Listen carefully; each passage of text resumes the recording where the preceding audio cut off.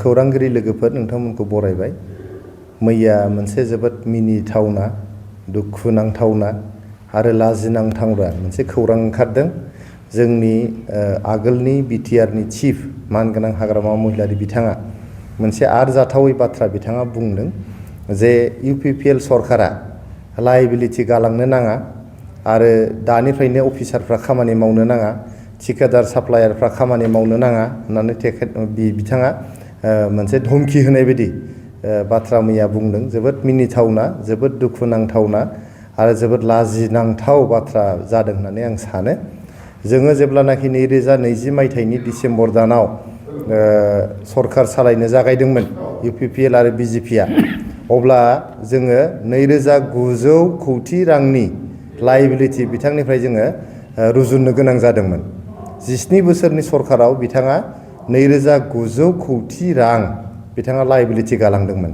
ठिकादारफोरखौ, साप्लायारफोरखौहाय बिथाङा थगाय पार्सेन्टेज जालांनानै आरो गोबां बिबांनि रां बिथांमोननिफ्राय लानानै बिथाङा राजखान्थि खालामनानै बिथांमोननो बिल होलांनो हायाखै। 2900 कौटि 2900 कौटिनि गेजेराव जोङो तदन्त खालामनानै मोनबाय जे 1500 कौटियानो नंखाय बिल, बेयो 2 नाम्बारि बिल। 2 नाम्बारि बिल होहोनानैबो बिथाङा गोबां बिबांनि रां ठिकादार आरो साप्लायरफोरनिफ्राय जालांदों होननानै जोंनाव फोरमान दङ।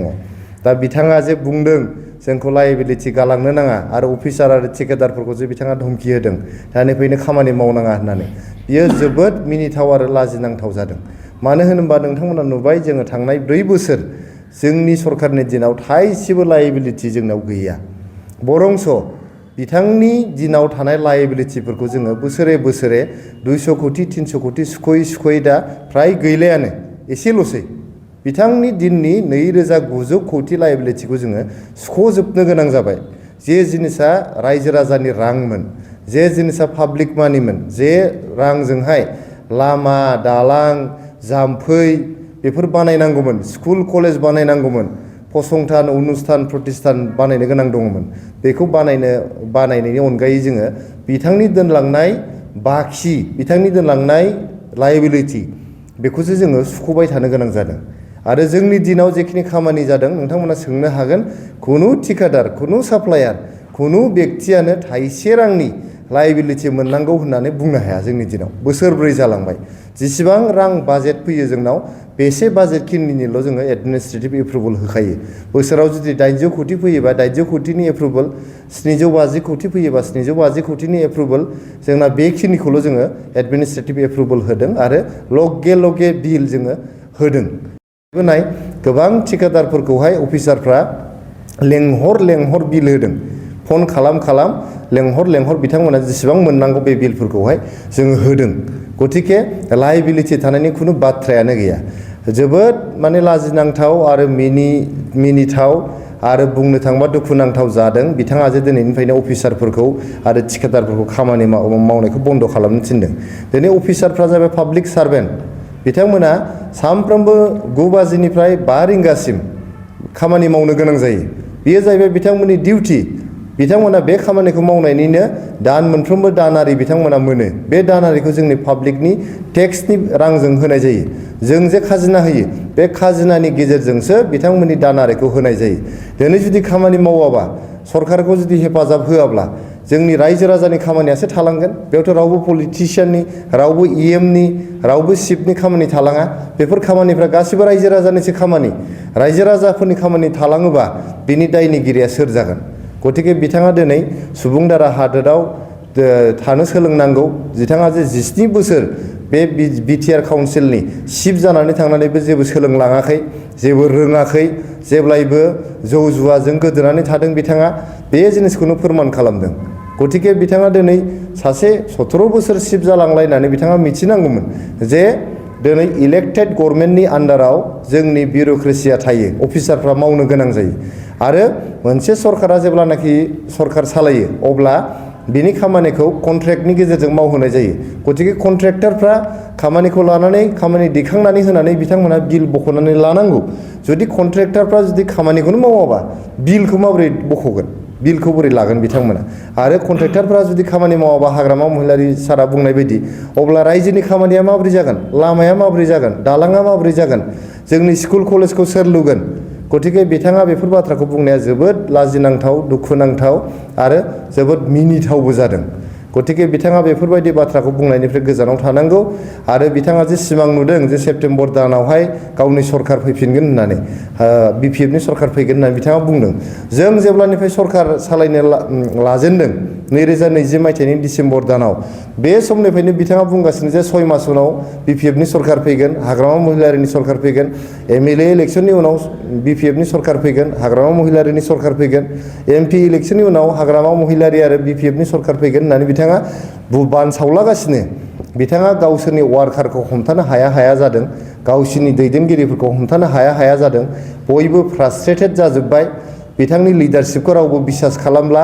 हाग्रामा महिलारिखौ रावबो बिपिएफनि दैदेनगिरि जाजानो लुबैला बेखौ बिथाङा हमथानो थाखायनो दिनै माने दैब्य स्वप्न जायखौ बुङो सानावनो सिमां नुगासिनो बिथाङा साननि सिमां नुनानै बिथाङा जेब्लायबो सरखार दानो होननानै गावनि वार्कारफोरखौ हमथानो नागिरदों खिन्थु गासैबो लोगोफ्रा बिथांनि दैदेनगिरि मावथि लोगोफ्रा गासैबो बिथांखौ नागार इउपिपिएल हान्जायाव आरो गुबुन हान्जायाव थांजोब्बाय गतिके दिनै बिथाङा हारसिङै जाबाय बिथाङा दिनै फैगौ बिसायख'थिखौबो गेलेनो केम्पेइन खालामनो मानसि मोना जादों बिथाङा गावनि हान्जानो टिकेट होनो थाखाय 40टा समस्थियाव टिकेट होनोबो मानसि नागिरनानै मोना जादों होननानै जों मिथिनो मोनदों गतिके दिनै बिथाङा सासे कनस्ट्राक्टिभ अपोजिशननि लिडार जानो थाखाय बिथाङा थियारि जानांगौ थांनाय 4 बोसोरथ' बिथाङा बिटिसि एसेम्ब्लियाव खनसेबो फैयाखिसै बिथाङा लिडार अफ अपोजिशन जानानैबो जोङो अपोजिशन हान्जानि दैदेनगिरि जानानै सासे एमसिएलए जानानै मानो बिथाङा जोंनि बिटिसि एसेम्ब्लियाव हाबफैनो हादिया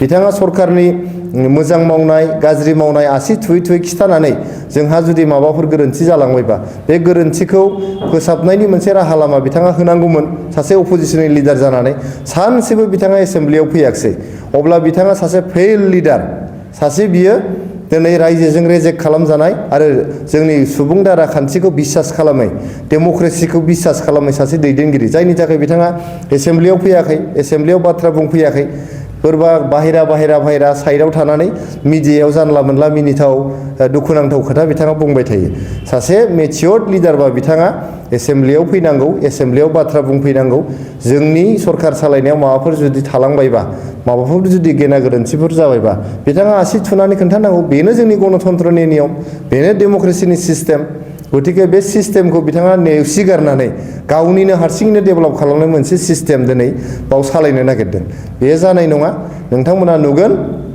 सेप्तेम्बर दानाव जेब्लानाखि बिसायख'थि जागोन जोंना इउपिपिएल हान्जाना ग्रोम देरहाजोबनानै फिन खनसेबाव जोंनि प्रमद बर' सारनि दैदेननायाव इउपिपिएलनि सरखार फैनो थांगासिनो दं रायजो राजाफ्रा दिनै जोबोद गोजोननाय दं जोंनि सरखारनि सायाव जे जिनिसखौ साननो हायाखैमोन 40-50 बोसोर जे जोंनि जायगायाव दुंदुं हाव थासारिमोन गावजों गाव बुथारलायनाय आर्मिजों होसोजानाय पुलिसजों खानानै लायजानाय गावथारलायनाय बुथारलायनाय न' सावलायनाय रिलिफ केम्पआव थानांनाय बमा बारुदनि राजखान्थि गासैखौबो फोजोबजोबनानै प्रमद बर' सारनि दैदेननायाव दिनैहाय जोंनि बिटिआर ओनसोलाव सान्थिया फैफिनबाय जों बयबो रुजु-रुमु दिनै रायजो जागासिनो दं थांनाय 4 बोसोर 5 बोसोर जोंनि गथ' गथायफ्रा गुन गोनां सोलोंथाइ लानो हादों सान्थियाव फरायनो हादों जौ जुवानिफ्राय गोजानाव थानानै दिनै गेलेनाय हारिमु आयदा थुनलाइयारि आयदा जेरावबो दाफामलु हाबाफारिफ्राव जड़ित जादों आरो लासैनो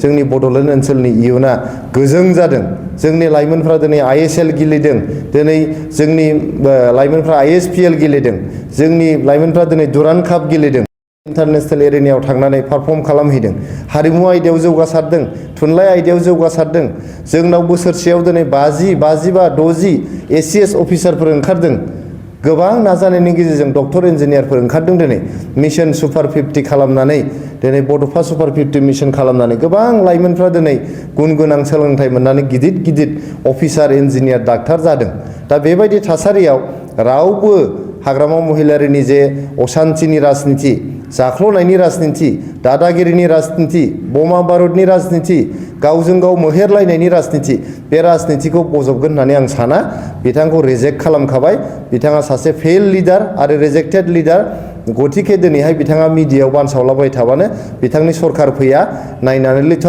सेप्तेम्बर दानाव UPPL नि गोबां बिबांनि देरहासार जानानै माने प्रमद बर' सारनि दैदेननायावहाय UPPL नि सरकारा बिटिआर काउन्सिलाव फैफिनगासिनो दं